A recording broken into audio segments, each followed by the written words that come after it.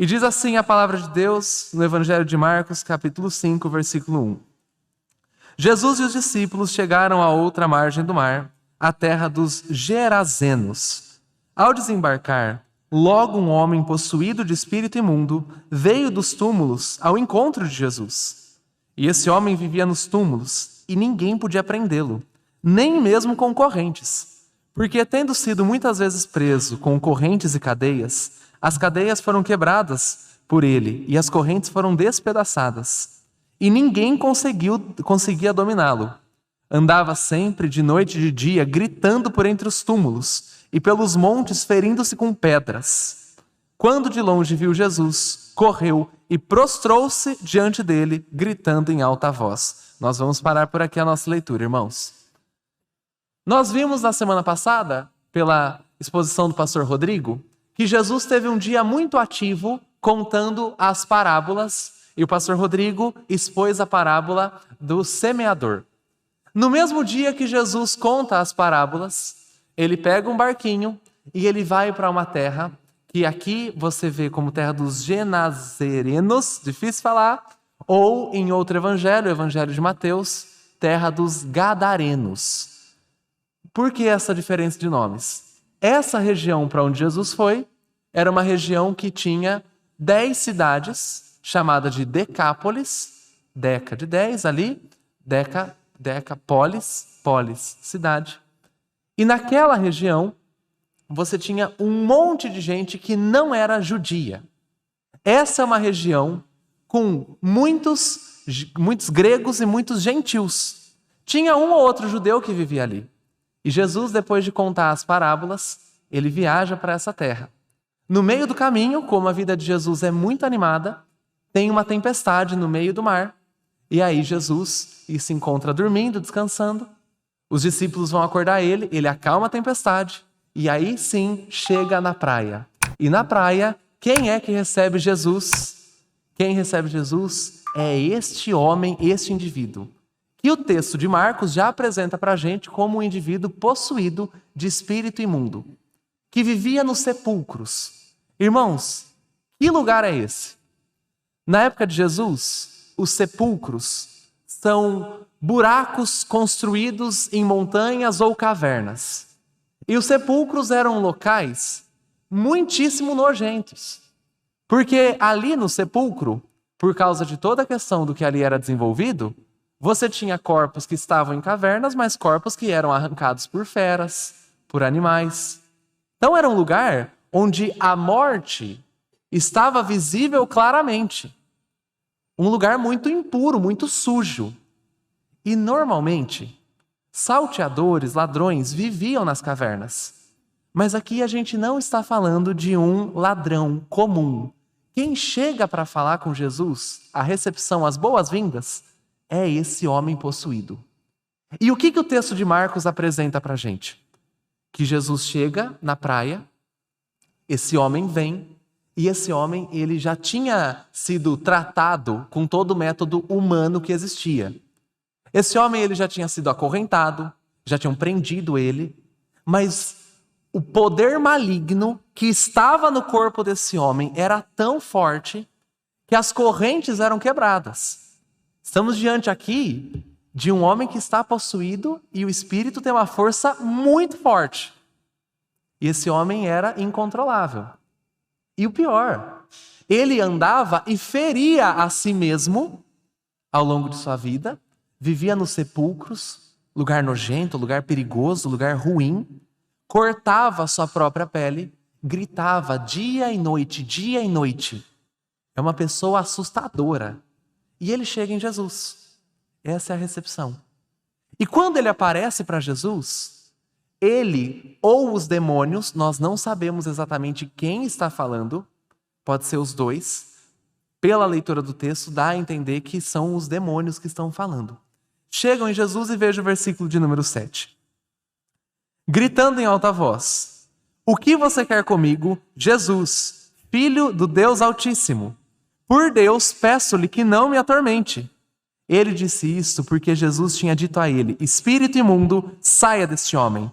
Então Jesus lhe perguntou: "Qual é o seu nome?" E ele respondeu: "Legião é o meu nome, porque somos muitos, e pediu-lhe com insistência que não os mandasse para fora do país. Ora, uma grande manada de porcos estava pastando ali pelo monte, e os espíritos imundos pediram a Jesus: mande-nos para os porcos, para que entremos neles. E Jesus o permitiu. Então, saindo os espíritos imundos, entraram nos porcos. E a manada, que era de cerca de 2.000, precipitou-se despenhadeiro abaixo, para dentro do mar, onde se afogaram. E os que tratavam dos porcos fugiram e foram anunciá-lo na cidade e nos campos. Então o povo saiu para ver o que tinha acontecido. Irmãos, veja aqui, segunda seção do texto. Jesus vem para a praia, o endemoniado aparece para falar com ele, e aí os demônios reconhecem Jesus Cristo. E o que os demônios falam? O que você tem conosco, Jesus, Filho do Altíssimo? Só que é uma ironia de Marcos ele escrever isso. O povo judeu não reconheceu que Jesus era Filho de Deus. Muitos judeus ignoravam a identidade de Jesus. Mas esse homem endemoniado, esse homem possuído, conseguiu visualizar, a partir de um conhecimento sobrenatural que esses demônios têm, quem era aquele homem que tinha descido do barco. Não era um homem comum, era Jesus, Filho do Deus Altíssimo. E os demônios falam para Jesus: conjuro-te diante de Deus, que não me atormentes. Essa palavra, conjuro-te, essa palavra era usada pelos exorcistas da época de Cristo. Quando alguém falava isso, eu conjuro diante de Deus, eu conjuro diante de alguém, essa pessoa está fazendo uma ameaça para aquela coisa conjurada. Irmãos, os demônios estão ameaçando Jesus. Olha que prepotência de Satanás. E o que os demônios estão falando? Olha, eu te ameaço diante de Deus, não me atormenta, não me faz mal. E Jesus, a gente encontra o detalhe na história, já tinha mandado aqueles demônios irem embora. E é o único caso na narrativa bíblica em que Jesus manda um demônio para fora e existe uma resistência do demônio. Aí a gente olha para isso e fala: nossa, por que será que isso aconteceu? Será que Jesus estava cansado? Era um demônio diferente? Com certeza não, irmãos. Por que é que este demônio resistiu à primeira ordem de Jesus para expulsá-lo? Por que ele continua no corpo daquele moço? Tem outros casos de exorcismo que Jesus realizou. E quando Jesus fala, o demônio vai embora. Mas naquele caso específico, o demônio resistiu. Tem um motivo, irmãos. Parece que Jesus permitiu que o demônio resistisse num primeiro momento para conduzir um diálogo naquela comunidade, diante daqueles pastores de porcos que estavam ali, para conduzir um diálogo para mostrar a grandeza da obra que seria realizada. Como assim? Lembra que aqui é Decápolis, a região que não era judia, que tinha vários gentios, vários gregos. Os gentios e os gregos, eles não tinham muito bem definida a sua teologia. Eles acreditavam em uma série de coisas. Eles acreditavam em demônios, acreditavam em anjo, acreditavam em várias coisas. Mas Jesus quer ensinar uma lição para essa comunidade que não é judia e ele quer que a lição seja clara. Então Jesus permite esse diálogo com esses demônios para que aqueles pastores que estão ouvindo e que fugiram no final dessa sessão, para que aqueles pastores tivessem noção do que estava sendo operado ali por Jesus Cristo. Porque quando Jesus pergunta o nome do demônio, a resposta é legião, porque somos muitos. Legião é uma palavra que vem de Roma. Legião é o nome que é dado aos destacamentos do exército romano. Quantas pessoas tem numa legião, mais ou menos? De 5.000 a 6.000. Varia um pouco ao longo da história. Então, quando esse demônio respondeu que ele era legião, o que ele está dizendo é o seguinte: você não está falando com uma pessoa só, Jesus, um demônio só. São muitos demônios. Ah, são exatamente 6.000? A gente não tem o número exato. Mas a gente sabe que são muitos demônios que estão ocupando o corpo daquele indivíduo. Aí você imagina você sendo um dos pastores dos porcos que estava ouvindo, né? Você fala, nossa, já tinha medo dele, agora descobri que ali dentro tem mais de um demônio. Dá um frisson, você fica aflito. E aí Jesus, depois de escutar o nome daquele demônio, Jesus então vai falar, olha, vai embora. O demônio ainda argumenta. Eu quero ir para a manada dos porcos, nós queremos ocupar aqueles animais. E Jesus permite. E quando todos aqueles demônios saem do homem e vão para os porcos, o que os porcos fazem é assustador. Os porcos saem correndo e pulam de um desfiladeiro. Eles morrem afogados no mar. Aí os pastores, dos porcos, desesperados, correm para a cidade para contar tudo o que tinha acontecido. Então olha que exorcismo que foi realizado aqui nessa região gentia, nessa região que não era do povo judeu. E aí a história vai terminar. Vamos ali para o versículo de número 15. Aproximando-se de Jesus, viram o endemoniado, o que antes estava dominado pela legião, assentado, vestido em perfeito juízo, e temeram. Os que haviam presenciado os fatos contaram-lhes o que tinha acontecido ao endemoniado, e também falaram a respeito dos porcos. E começaram a pedir com insistência que Jesus se retirasse da terra deles. Quando Jesus estava entrando no barco, aquele que antes estava possuído pelos demônios pediu com insistência que Jesus o deixasse ficar com ele. Jesus, porém, não o permitiu.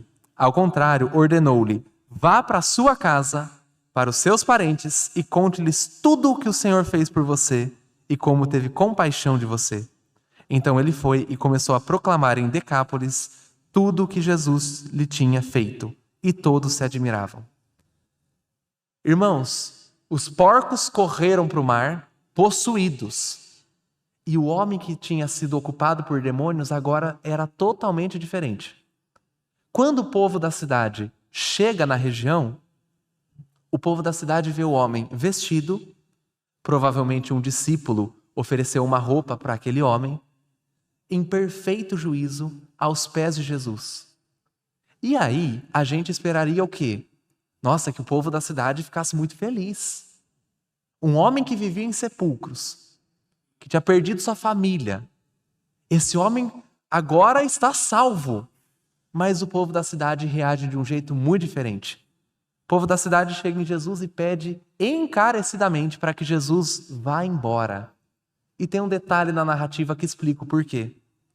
Quando os homens que viram toda a cena do exorcismo foram passar a notícia, falaram do endemoniado e também dos porcos. Quando aqueles homens foram passar a notícia do que tinha acontecido, eles levaram esse detalhe. Olha, povo aqui da cidade, tem um tal de Jesus que acabou de expulsar vários demônios. E ele acabou com a nossa economia porque ele fez vários porcos que nós criamos morrerem porque eles pularam de um desfiladeiro. E aí o povo da cidade, ao invés de celebrar a libertação de um homem que estava possuído há muito tempo, o que o povo da cidade faz? Pede para Cristo ir embora. Na cabeça desse pessoal era mais ou menos o seguinte: se em pouco tempo aqui com a gente, Jesus acabou com 2.000 porcos, melhor ele ir embora rápido, porque o que vai sobrar se ele continuar conosco? Sabe o que Jesus está fazendo aqui? Jesus está mostrando claramente qual que é o sistema de valor que rege o coração do povo dessa cidade.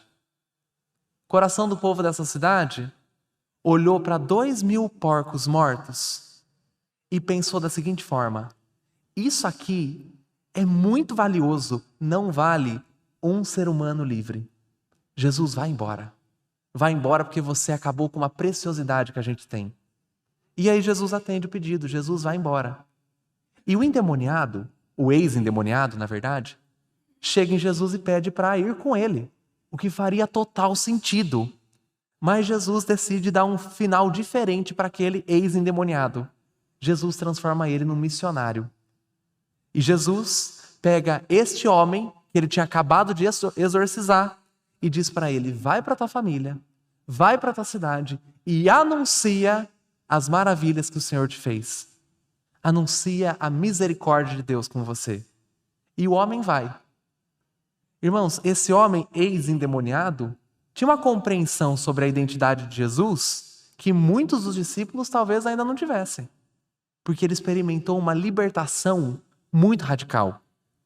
E a gente lê essa história no Evangelho de Marcos e nós podemos ler ela de duas formas. Se os irmãos lerem vários comentários que foram feitos sobre essa história aqui, muitos comentários eles são quase que psicológicos. Eles olham para essa história sem dar veracidade para o diabo. Mas, irmãos, uma das coisas que essa história ensina para nós é que no mundo onde a gente vive, opera um poder que é maligno.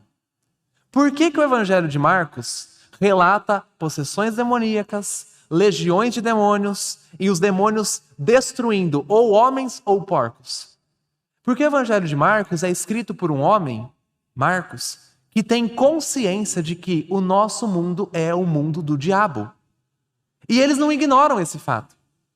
Marcos escreve isso aqui porque o mal é real. E o diabo é real. E a gente, muitas vezes porque nós não vemos o diabo, a gente negligencia um fato que a Bíblia sempre expõe. Eu e você que somos igreja de Deus, nós não estamos em um clube, nós não estamos em um resort, nós não estamos aqui numa colônia de férias. Nós estamos em uma grande guerra. E essa guerra é travada contra principados e potestades. E o diabo, tão cruel e tão ruim, ele é real. A gente esquece. A gente esquece muito disso. E porque nós esquecemos que o diabo é real, essa história tem valor pra gente.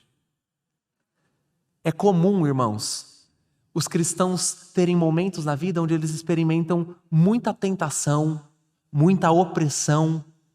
E se os irmãos se esquecerem que o diabo é uma verdade, eles não vão entender esse momento. Os cristãos, ao longo de toda a história, lidaram com a realidade do diabo. Igual Jesus aqui lidou com a realidade do diabo. Um certo grande reformador, Martinho Lutero, ele conta que certa vez o diabo chegou nele e falou para ele assim: Lutero, eu vou expor para você todos os teus pecados. E ele diz que, quase como numa visão, o Lutero contando isso, o diabo abriu um pergaminho e tinha todos os pecados dele ali. E Lutero se sentiu acuado pelo diabo. Quem é Lutero? Um grande reformador. Lutero não é um mentiroso. Se um grande reformador experimentou oposição maligna, eu e você não podemos fechar o nosso olho para isso. O diabo, ele realmente tem a intenção, irmãos, de destruir a nossa fé, os nossos relacionamentos e destruir tudo que a gente tem. Ele não está brincando. Mas a gente às vezes ignora esse fato. Um cristão, uma vez, num sermão que foi pregado, ele fez uma ilustração que é muito bonita e eu quero compartilhar com os irmãos. Ele disse que o diabo deu uma festa para todos os demônios que ele tinha enviado sobre a terra. Um demônio chegou contando tudo que ele tinha feito, e esse demônio, o primeiro, falou: olha, eu soltei vários animais ferozes em cima de cristãos e eles morreram. E o diabo que estava organizando a festa falou: você é péssimo, agora eles estão com Deus, perdemos ele.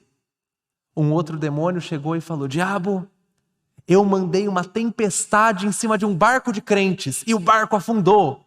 E esse diabo que organizou a festa falou: você é horrível, agora eles morreram e a alma deles está com Deus. Um terceiro demônio chegou e disse: diabo, eu fiz uma coisa. Eu fingi que eu não existia. E eu comecei a fazer uns cristãos acharem que a gente é mentira. Você não tem ideia do que eu fiz no casamento deles. Foi um caos. Gente, o diabo é verdade. E a gente não está num mundo de algodão doce e nuvem. É um mundo onde ele opera. Nós não podemos perder isso de vista. Mas, ao mesmo tempo, essa história de Marcos mostra pra gente uma verdade maravilhosa. não está diante de Jesus um único demônio. Diante de Jesus temos uma legião de demônios. Uma legião de espíritos malignos que estavam acorrentando a vida daquele homem. Irmãos, Jesus não tem nenhum sinal de dificuldade de mandar eles embora. Se o diabo é real, muito mais real do que o diabo é o Jesus que opera em nós. E é por isso que eu e você não vivemos acorrentados pelo medo do diabo, ainda que consideremos as suas artimanhas e as suas ciladas. Nós vivemos corajosamente contra o diabo porque nós temos alguém que corajosamente expulsou uma legião de demônios sem dificuldade. O que Jesus quer do seu povo não é que o seu povo seja acovardado com medo de forças espirituais gigantes. Jesus quer que o seu povo viva a fé cristã com coragem, independente da opressão maligna que se levanta contra. Porque Jesus já derrotou ele. Jesus já expulsou o demônio. E um dia, o diabo sabe que ele tem pouco tempo. Um dia, ele tem consciência de que vai para o inferno. A gente também não pode perder isso de vista. Lembra do Lutero, que falou que o diabo mostrou para ele todos os pecados que ele tinha cometido? Lutero comenta que a lista era muito precisa, mas que na visão, Lutero respondeu para o diabo: Diabo, sua lista é muito boa. Acho que faltou 1 ou 2, mas algo aí não está correto, diabo. Eu acho que não consigo ler com clareza, porque o sangue de Jesus cobriu. Irmãos, Lutero tem vários encontros de briga com o diabo, mas em todos, como é que esse reformador se sai? Esse reformador em todos diz: não consigo te ouvir, diabo. O sangue de Cristo tapa meus ouvidos para a sua acusação. Eu e você não somos o povo que ignora a realidade do mal. O mal é real. E ele tenta sim destruir um monte de coisa. Quando o diabo não ataca na teologia, o diabo tenta atacar nas relações entre as pessoas. Quando o diabo não ataca nas relações, ele tenta fazer o povo de Deus acreditar em mentiras. O diabo é verdade. Mas a gente não vive com medo, porque mesmo que ele seja verdade, nós temos a verdade em nós. Por isso a gente luta corajosamente contra as obras do diabo. Mas uma outra verdade surge daqui. Pior do que demônio ou legião foi o que o povo da cidade fez. Envolvido no amor à riqueza local, envolvido no dinheiro, envolvido em manter os seus bens, aquele povo mostrou o coração pecaminoso que eles tinham. E o que aquele povo faz com Jesus? Pede para Cristo ir embora. O endemoniado se converteu, mas o povo da cidade pediu: Jesus, vá embora. Por que Marcos relata isso? Porque se tem um negócio que é mais sério do que o próprio diabo, é a realidade do coração pecaminoso. E eu e você, cristãos que são maduros, nós somos cristãos maduros, eu e você não podemos ignorar essa verdade. Pior do que qualquer obra do inferno é o coração que olha para Jesus e diz: Jesus, vai embora, eu quero manter os meus porcos aqui. Isso é muito mais sério. Sabe por que isso é importante? Porque os irmãos devem conhecer movimento de batalha espiritual e gente que fica amarrando o diabo e coisas nesse sentido. Eu lembro de uma certa época da minha vida que assim, era muito comum o pessoal falar sobre isso. Amarrar o diabo, coisas assim.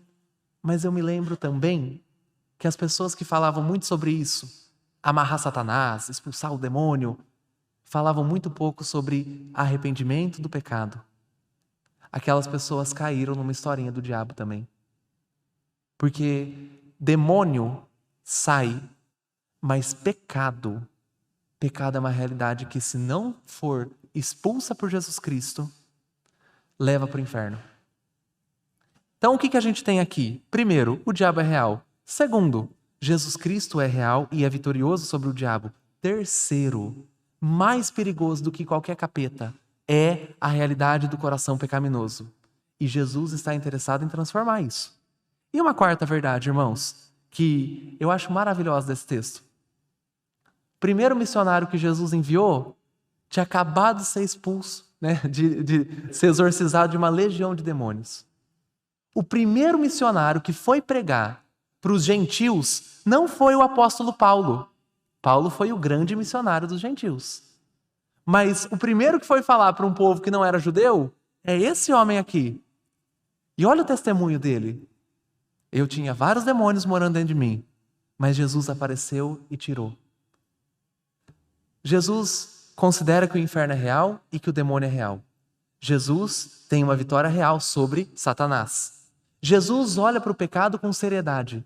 E Jesus aponta isso como a grande mudança do coração do ser humano. Mas tem uma quarta lição, irmãos. Jesus, ele transforma até endemoniados em missionários.